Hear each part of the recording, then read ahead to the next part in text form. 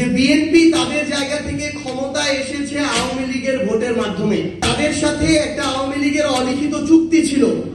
আওয়ামী লীগের বিভিন্ন নেতা কর্মীরা ইভেন শেখ হাসিনা পর্যন্ত দেশের বাইরে বসে এখন এই কথাগুলা বলে। জুলাই সনদের 84টি বিষয় ছিল, এর মধ্যে বিএনপি দলগতভাবে নোট অফ ডিসেন্ট দিয়েছে 10টি বিষয়ে। ওই 10টি বিষয় হচ্ছে বাকি 74টা বিষয়ের চেয়ে বেশি গুরুত্বপূর্ণ এই রাষ্ট্রের জন্য, সংস্কারের জন্য, অগ্রগতির জন্য। অন্তর্বর্তীকালীন সরকারের 133টা অধ্যাদেশ, এর মধ্যে ইতিমধ্যেই 20টা বাতিল হয়ে গিয়েছে। এগুলো আর নতুন করে আইন করার কোনো সুযোগ নেই। বিএনপি যদি করে তাদের মতো করে করবে। এই বাংলাদেশের সংস্কারের জন্য যেই প্রতিষ্ঠানগুলো বাংলাদেশের আওয়ামী লীগ ধ্বংস করে গিয়েছিল সেগুলোর স্বাধীনতার জন্য এই 20টা অধ্যাদেশ বাকি 113টা অধ্যাদেশের চেয়েও বেশি গুরুত্বপূর্ণ ছিল।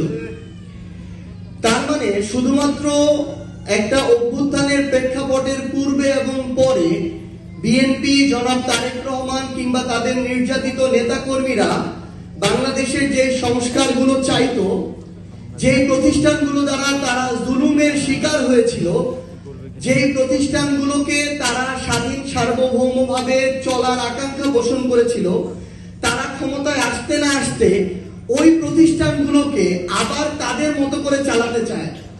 ওই প্রতিষ্ঠানে আবার সরকারি দলের ছড়ি ঘুরাতে চায়। এ কারণেই তারা গুম অধ্যাদেশ বাতিল করেছে, দুর্নীতি দমন কমিশন অধ্যাদেশ বাতিল করেছে, মানবাধিকার অধ্যাদেশ বাতিল করেছে, বিচার বিভাগের স্বাধীনতার অধ্যাদেশ বাতিল করেছে।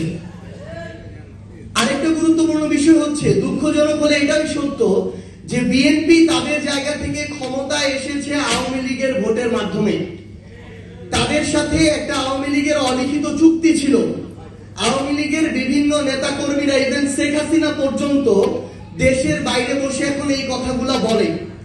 তো এর মধ্য দিয়ে এখন সবচেয়ে বড় যে সমস্যাটা হয়েছে আমার জুলাইয়ের যোদ্ধাদের, শহীদ পরিবারদের, যে অভ্যুত্থানের পরে এই নতুন সরকারটা যখন গঠন করলো, তারপর থেকে আমরা দেখতে পেলাম সেই অলিখিত চুক্তির কারণে যারা ওই জুলাই যোদ্ধাদের উপরে অভ্যুত্থানের সময় আক্রমণ করেছিল, যারা আমাদের শহীদ ভাইদের হত্যার জন্য দায়ী, তাদের অনেক দাগী আসামিরা এখন জামিন পেয়ে যাচ্ছে। আমাদের আহত যোদ্ধাদের উপরে ঢাকা শহর থেকে শুরু করে বিভিন্ন জায়গায় যারা হুমকি দিয়েছিল, আক্রমণ করেছিল, লাঠি দিয়ে পিটিয়েছিল, তারা এখন আবার ওই একই জায়গায় বুক ফুলিয়ে বেড়াচ্ছে এবং আমার আহত যোদ্ধা আর শহীদ পরিবারদেরকে বলছে যে তোদের সময় শেষ হয়ে এসেছে, আমরা ফিরে এসেছি, দেখবো তোরা কি করতে পারিস। এইরকম হুমকির মধ্য দিয়ে আমার শহীদ পরিবাররা যাচ্ছে, আমার জুলাই যোদ্ধারা যাচ্ছে।